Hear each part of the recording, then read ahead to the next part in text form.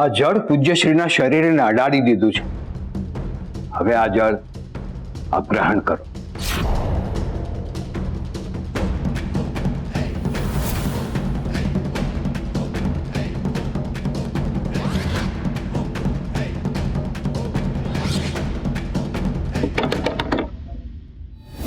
अरे बारणू खोलो, साधु बाबा बारणू खोलो.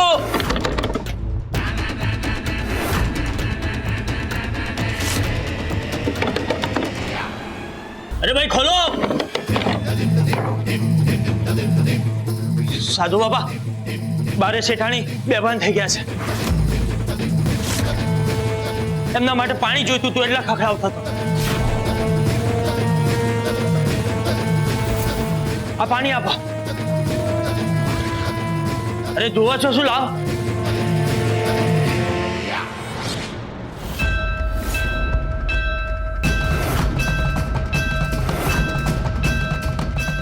આ ઝેરવાળું પાણી જો શેઠાણીને પીવડાવવામાં આવશે તો?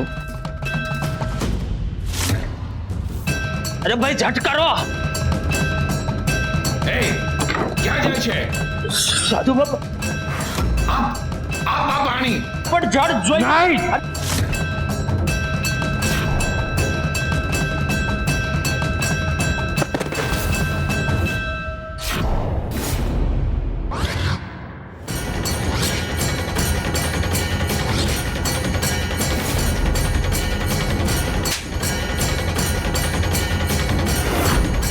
તે શું કર્યું તને ખબર છે? આ પૂજ્યશ્રીના શરીરને અડાડેલું પવિત્ર જળ હતું.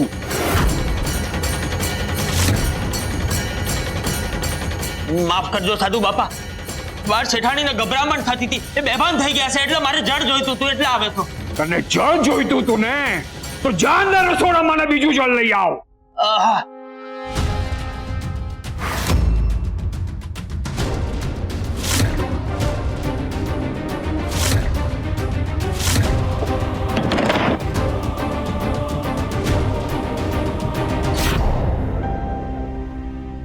અપશુકન થયા છે. આપણે મહાદેવ પર જળાભિષેક પાછો કરવો પડશે.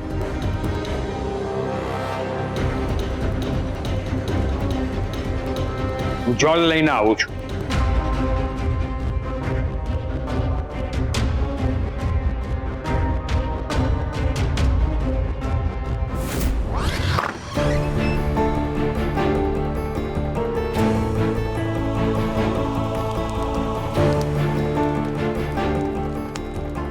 પર્વત કાકા હજી એમને લઈને આવ્યા નથી. મારે ત્યાં જવું જોઈએ. માણેકબેન, આ શામળનું શરીર હજી ધગે છે. બીજી વાર પડી કીપાય તો વેદ બાપા પાસે જવું પડ્યું હતું. આવી હાલતમાં શામળને બારે લઈને ન જઈ શકાય, અને તમે એને મારી પાસે મૂકીને ન જઈ શકો. મને માફ કરજો ગોદાવરીબેન. એવું નથી કે તમારી ઉપર વિશ્વાસ નથી, પણ ના ના, તમે ચિંતા કરો મન ઉપર લેવાની જરૂર નથી. હું સમજુ છું, તારા છોકરાની હાલત આવી હોય ને તો માનો જીવ એને મૂકીને જાતા ન હાલે. આપણે ભરત કાકાને આ જ રાહ જોશું. એ આવી જાય ને પછી હું ઘરે જઈશ. તમે ચિંતા કરો. પર્વત કાકા નરસિંહભાઈને લઈને આવતા જશે.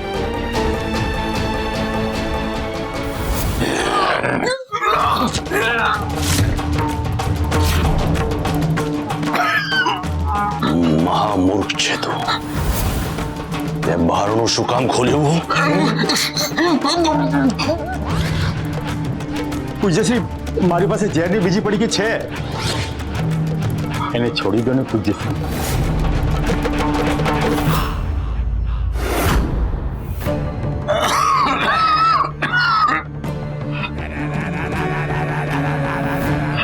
હાલો.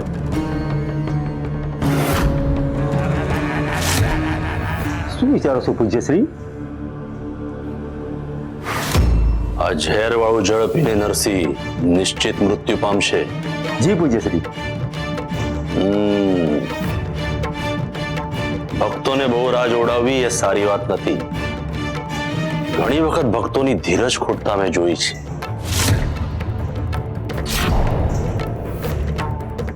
નરસિંહને આ ઝેર વાળું જળ હું નરસિંહને પીવડાવીશ. આ શું કહો છો પૂજ્યશ્રી?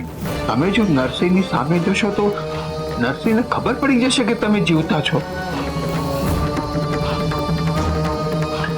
પૂજ્યશ્રીનો નિયમ છે કે પોતાના દુશ્મનોને ક્યારેય અંધારામાં નથી રાખતો. એને ખબર પડવી જોઈએ કે જે વ્યક્તિ પૂજ્યશ્રીના માર્ગમાં કાંટો બનીને આવે છે એની સજા મૃત્યુ હોય છે. અને બીજું એ કે પર્વતભાઈ મને નખશીક જાણે છે. એ કોઈ યોજના બનાવે એ પહેલા મારે ભક્તોના દિલ જીતી લેવા પડશે. હા, પર્વતભાઈનો કઈ ભરોસો નહીં.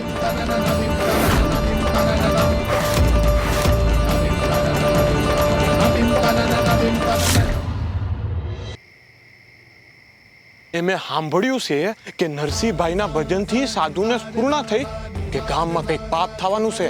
આવો એ એમને જ નરસિંહભાઈને હે ને પૂજામાં બેસાડે છે. આમ તો નરસિંહભાઈ મને બહુ ભલા માણસ લાગે હો. એ આપણા પૂજ્યશ્રી હાટુ છે ને પૂજા કરવા બેઠા છે. એ આવો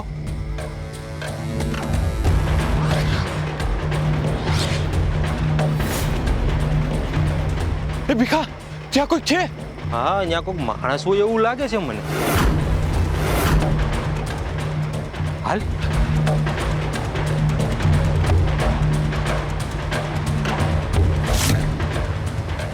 આ તો પર્વત કાકા છે. કાકા, પર્વત કાકા, પર્વત કાકા, પર્વત કાકા. મને એવું લાગે છે અંધારામાં કાકાને દેખાણું નહીં હોય ને એટલે ગબડી પડ્યા હશે. હાલ આપણે એને જૂની ડલિયા લઈ જાય. એના કરતા આપણે એને પૂજ્યશ્રીને ત્યાં લઈ જાય. વૈદ બાપા અહીંયા જ બેઠા છે. હાલ હાલ હાલ હાલ હાલ.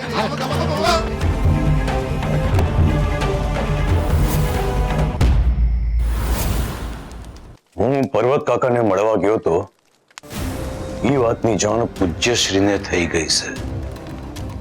એટલે અટાણે મારું ઘરની બહારે જવું યોગ્ય નથી. ગમે તે થઈ જાય, મારે ઘરની બહાર નથી જવું. આ જોખમકારક છે.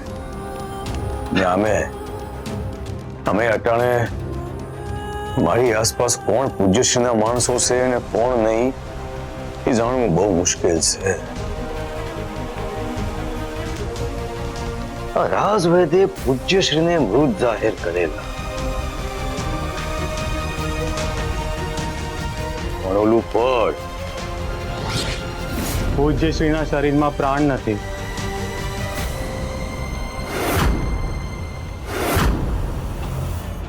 એ મારી શંકા પાકી કરે છે કે પૂજ્યશ્રી જીવતા છે.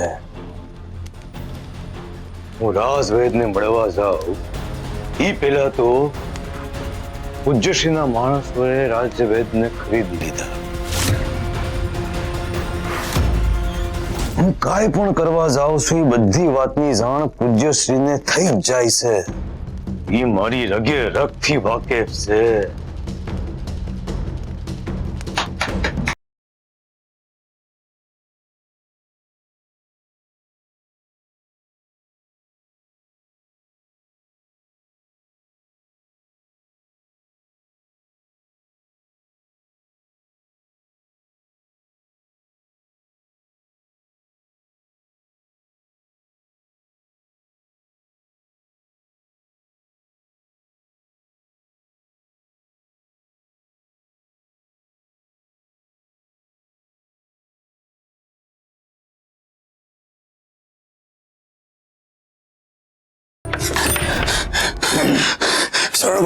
શરણભાઈ, પર્વત કાકા. હું પર્વત કાકા. ખબર નહીં પણ માર્ગમાં જઈને બેભાન હાલતમાં પડ્યા હતા. ઓલો ભીખો અને જમનો ઉપાડીને પૂજ્યશ્રીને ત્યાં લઈ ગયા છે. કહેતા હતા કે અંધારામાં છે ને દોરીમાં પગ અટવાય ને એટલે પડી ગયા હશે. એમને માથાના ભાગે પાણો વાગ્યો છે. તમે જટ હાલો ને. હાલ. પર્વત કાકા હાથસે પડી ગયા હશે કે એમને પાડવામાં આવ્યા હશે? હાલ એને જોવું તો ખરો.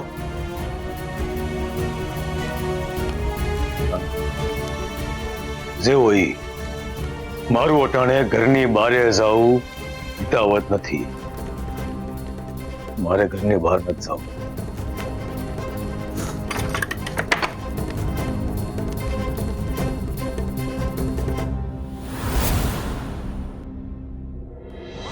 હે પ્રભુ, મને ક્ષમા કરજો.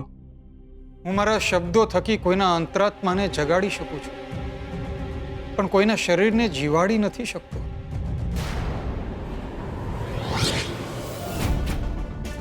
જો શિવાભાઈના શરીરમાં પ્રાણ નથી રહ્યા તો મને એ વાતનું દુઃખ છે.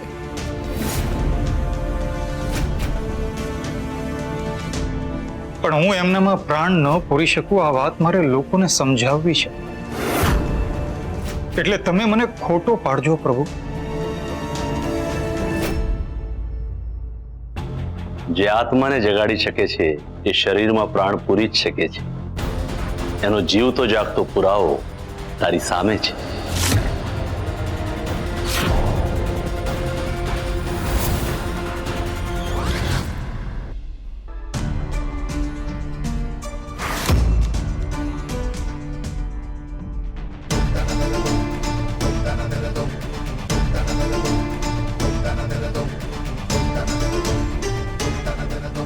તમે જીવંત છો એનો અર્થ તમારા પ્રાણ ક્યારેય ગયા જ નહોતા.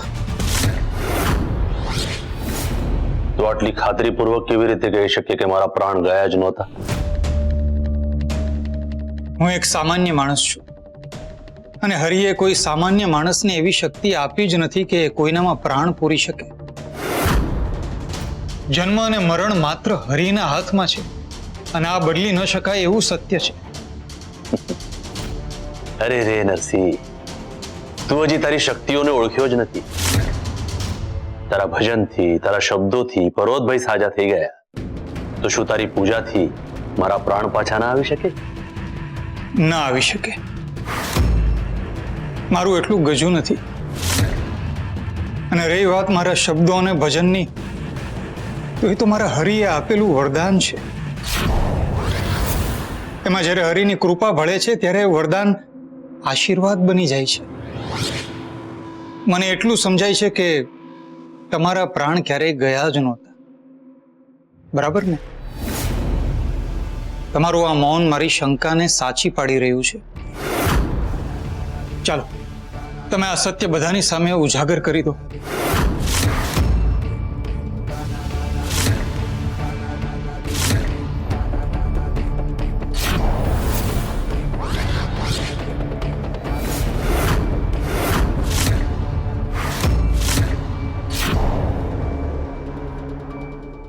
લોકો માટે હું મરી ગયો છું અને જીવતો થયો છું એ તારી પૂજાથી.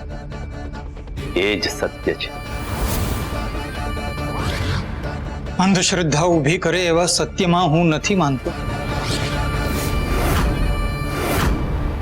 તારું સત્ય અને મારું સત્ય જુદું છે. મારા માટે તો એક ભક્તે બીજા ભક્તનો જીવ બચાવ્યો, એ જ સત્ય છે. અને આ જ સત્ય ગામ સામે આવશે. તે શિવલિંગ પર ચડાવેલું જળ ઢોળાઈ ગયું, કઈ વાંધો નહીં. આ તે બીજી વારનું ચઢાવેલું જળ છે. લે, મારા હાથે આરોગી દે.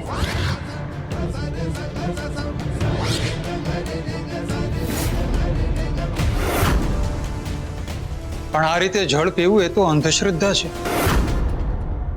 અને તમે જીવંત છો પછી આ જળ પીવાનો કોઈ અર્થ નથી. પૂજ્ય શ્રીની દરેક વાતનો અર્થ હોય છે. પૂજા અધૂરી ના રહે એ માટે તારે આ જળ પીવું જ પડશે. પણ હું આ જળ પીવું એનાથી શું થશે? લોકોમાં તો એવી જ વાત ફેલાશે ને કે આ પ્રકારની કોઈ પૂજા કરવાથી માણસ જીવંત થઈ શકે છે. એના કરતા તમે જ બહાર આવીને લોકોને કહી દો ને કે તમે ક્યારેય મર્યા જ નહોતા. કેમ? લોકો સામે સત્ય કહેતા ભય અનુભવાય છે. તને આ જળ પીતા ભય લાગે છે? મારી નિર્ભયતા ભક્તિ માટે છે, પણ અંધ ભક્તિ લોકોને ભટકાવી ન દે મને એ વાતનો ભય છે. ના, તને ભય એ વાતનો છે કે આ જળમાં મેં કંઈક ભેળવ્યું છે. હા, ભેળવ્યું છે. ઝેર.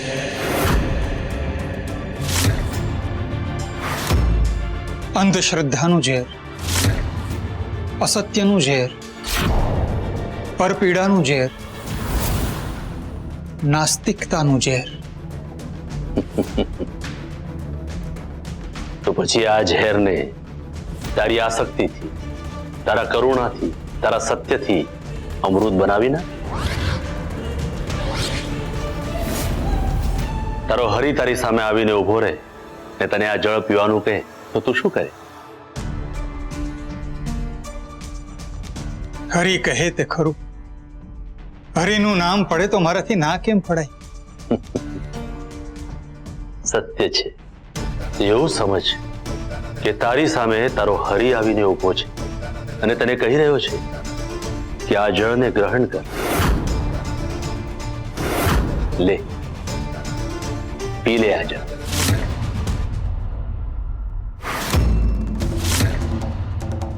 કેમ, ભય લાગે છે ને? ના, હું વિચારી રહ્યો હતો કે હરિના નામથી આ જળ પી લઈશ અને બહાર જઈને બધાને સત્ય પણ કહીશ. કહી દેજે, શિવ એ જ સત્ય છે. લે, પી લે જળ.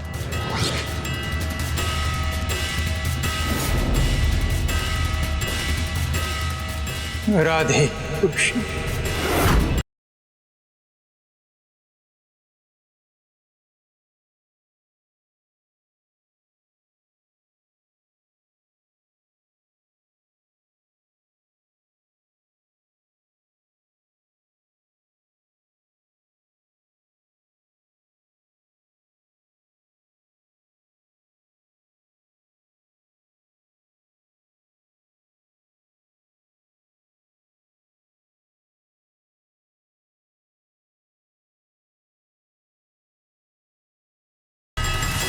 ચાલો, આખરે લોહીનો સંબંધ મેં નિભાવ્યો. તું મારો ભત્રીજો થાય તને ખબર છે ને? કાકો છું હું તારો. હા, પણ આપણી વચ્ચે ઉંમરનો તફાવત ઓછો છે એટલે તમને કાકા કહેવા કરતા શિવાભાઈ કહેવાનું મને વધારે ગમશે. આહા, પૂજ્યશ્રી. આખું ગામ મને પૂજ્યશ્રી તરીકે ઓળખે છે અને પૂજ્યશ્રી કોઈ લોહીના સંબંધમાં માનતો નથી. આપણી વચ્ચેના લોહીના સંબંધને મેં ઝેરના સંબંધોમાં ફેરવી નાખ્યા છે. તને મેં જે આ જળ પીવડાવ્યું ને એમાં મેં ઝેર ઉમેર્યું છે.